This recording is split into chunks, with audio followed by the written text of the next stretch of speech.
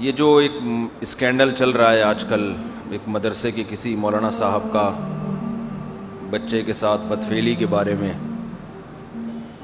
تو یہ جو اسکینڈل سامنے آیا ہے مدرسے کے مولانا صاحب کا، ان کے بارے میں جو اطلاعات آئی ہیں وہ یہ ہیں کہ یہ ایک بار نہیں، ان کو درجنوں بار محترم کو تنبیہ کی گئی تھی اور ان کی کمپلینس کی گئی ہیں، اس کے باوجود بھی یہ سدھرے نہیں ہیں۔ تو ایسی صورت میں شرعی گواہوں کے ساتھ عدالت میں کیس چلنا چاہیے اور عبرتناک سزا ملنی چاہیے۔ اور اگر شرعی گواہ نہیں ہے تو جو بھی جدید ذرائع ہیں کسی حقیقت تک پہنچنے کے، ان کو بھی استعمال کیا جا سکتا ہے، جو ریکارڈنگ دنیا دیکھ رہی ہے۔ لیکن اس میں ایک بات کا ضرور خیال کرنا چاہیے کہ سزا لازمی ملنی چاہیے ایسی صورت میں جب ایک چیز کیا ہو گئی ہے، ساری دنیا کے سامنے ظاہر ہو گئی ہے۔ اور ظاہر بھی کیوں ہوئی ہے؟ اس لیے ظاہر ہوئی ہے کہ اطلاعات یہ ہیں، جو ہمارے جو بھی ذرائع تھے جہاں سے ہم نے معلومات حاصل کرنے کی کوشش کی، کہ ایک بار نہیں، یہ بار بار بار بار تنبیہ کی گئی ہے، بار بار تنبیہ کی گئی ہے، بار بار بتایا گیا ہے، کمپلین تھانے تک میں لوگوں نے جا کے بتایا کہ بھئی یہ صاحب یہ حرکتیں کر رہے ہیں۔ تو ایسی صورت میں تو بہت پہلے کارروائی ہو جانی چاہیے تھی، کیونکہ یہ جرم آہستہ آہستہ کیا ہوتا ہے، پھیلتا ہے۔ یہ کام میں اس کی سزا بہت سخت ہے، کرنے والا اور جو یہ کام کروا رہا ہے دونوں کو کیا کر دو، بولو نا بھائی، قتل کر دو۔ تو کرنے والے کی سزا بھی قتل نبی نے فرمائی، اور جس کے ساتھ کیا جا رہا ہے اس کی سزا بھی کیا ہے، قتل ہے۔ تو اس لیے حکومت سے ہمارا مطالبہ ہے قرار واقعی سزا ملنی چاہیے اور ان کی سزا ڈبل ہونی چاہیے ان جیسے لوگوں کی، اس لیے کہ دین کا لیبل لگا کے کیا کر رہے ہیں، جرم کر رہے ہیں۔ میں نے اس لیے دیر سے بیان کیا، مجھے صحیح صورتحال پتہ نہیں چل رہی تھی ہوا کیا ہے، میں اسی سے دھوکے میں آیا تو میں نے کہا شاید سچ بول رہے ہوں، کہ قرآن پہ ہاتھ رکھ کے کون جھوٹ بولتا ہے۔ وہ ان لوگوں پہ بھی کوڑے پڑنے چاہیے جو معاشرے میں لڑکوں سے بدفعلی کو پروموٹ کر رہے ہیں۔ تو اس لیے اسلام میں اس کی سزا بہت سخت ہے۔ رسول اللہ صلی اللہ علیہ وسلم نے فرمایا، عبداللہ بن عباس کی حدیث ہے ترمذی کی، نبی صلی اللہ علیہ وسلم نے فرمایا جب تم دو مردوں کو یہ کام کرتے ہوئے دیکھو تو آپ نے فرمایا فَاقْتُلُوا الْفَاعِلَ وَالْمَفْعُولَ، کرنے والا اور جو یہ کام کروا رہا ہے دونوں کو کیا کر دو، بولو نا بھائی، قتل کر دو۔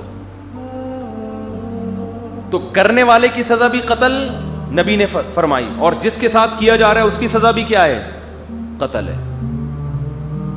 یہ نہیں کہ جو کرنے والا ہے وہ تو سزا ہوگی، جو کروانے والا ہے اس کو کوئی سزا نہیں ملے گی، ایسا نہیں ہے، اس کی سزا بھی قتل ہے۔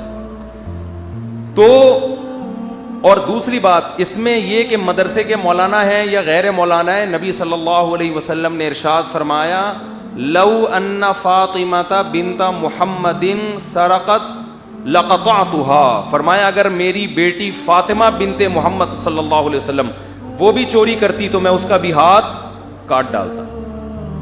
تو اس لیے حکومت سے ہمارا مطالبہ ہے قرار واقعی سزا ملنی چاہیے اور ان کی سزا ڈبل ہونی چاہیے ان جیسے لوگوں کی، اس لیے کہ دین کا لیبل لگا کے کیا کر رہے ہیں، جرم کر رہے ہیں۔ ایک عام آدمی جرم کرے ایک الگ چیز ہے، اور آپ دین، اور پھر چلو بند کمرے میں کبھی جرم کیا ہوتا، کمپلین ہوتی، شاید اللہ توبہ کی توفیق دے دیتا کہ یار غلط ہو گیا۔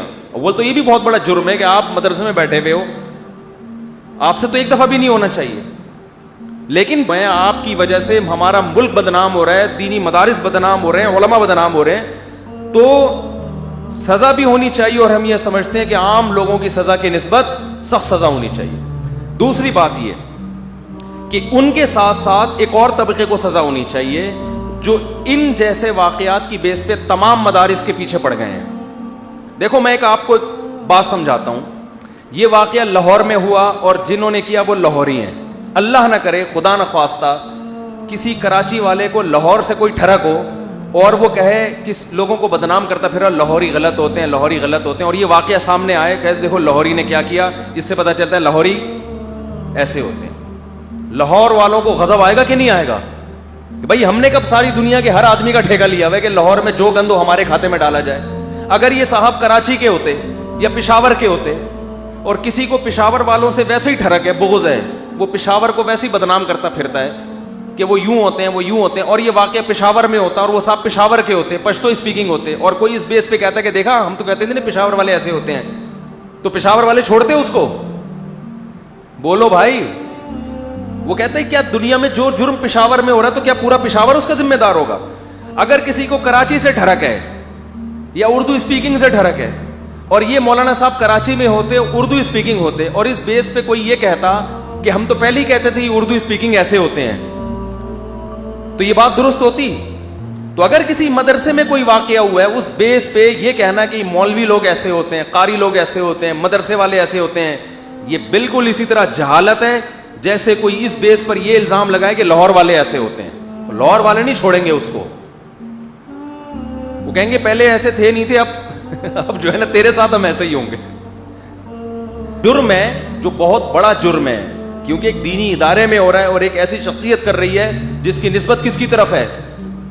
اور افسوس اس پر ہوا ہے کہ دینی کتاب ہاتھ میں رکھی ہوئی ہے, دینی کتاب ہاتھ میں, یہ تو کفر ہے نا ایک طرح کا. تو اس لیے نہ ہم اس جرم کو ہلکا سمجھتے ہیں, نہ ہم یہ سمجھتے ہیں کہ یہ جرم قابل معافی ہے, لیکن ہم لوگوں کو بھی ایک تنبیہ کر رہے ہیں کہ سزا یقیناً ملنی چاہیے, اس کے خلاف جتنا احتجاج کیا جائے کم ہے. لیکن ایک اصول ہمیشہ ذہن میں رکھو کہ یہ بات بہرحال کھوپڑی کے اندر بٹھا لیں کہ کسی کے جرم پہ خوشیاں منانا اس کا بہرحال کوئی تک نہیں بنتا. یہ یہ غم کا ایک سبب ہے یہ کام جو ہوا ہے. لیکن بعض لوگوں کا ایٹیٹیوڈ سے اور ان کے انداز سے ایسا لگ رہا ہے کہ ان کے خوشی سے نا یہ پاگل ہو رہے ہیں کہ دیکھو ایک آدمی کا جرم اچھالنے کا ہمیں موقع مل گیا. تو چاہے کوئی لبرل آدمی کرے بلکہ کوئی غیر مسلم بھی کرے, اگر کسی کا پرسنل ہے تو شریعت میں پردہ ڈالنے کا حکم ہے. لیکن اگر جرم پھیل رہا ہے متعدد, جیسے کہ یہاں تھا, یہ تو پھیل رہا تھا نا باقاعدہ, اور محترم کو تنبیہ بھی کی گئی ہے بار بار, اور پھر پہلا بیان قرآن پہ ہاتھ رکھ کے جھوٹ بول رہے ہیں کہ مجھے جناب وہ نشہ کرایا گیا تھا. قرآن پہ ہاتھ رکھ کے آپ, میں اسی سے دھوکے میں آیا تو میں نے کہا شاید سچ بول رہے ہوں کہ قرآن پہ ہاتھ رکھ کے کون جھوٹ بولتا ہے. وہ پھر بعد میں لوگوں نے اور ویڈیوز بھیجی, پتہ چلا کہ یہ سب ڈرامہ ہے نشے وشے کا.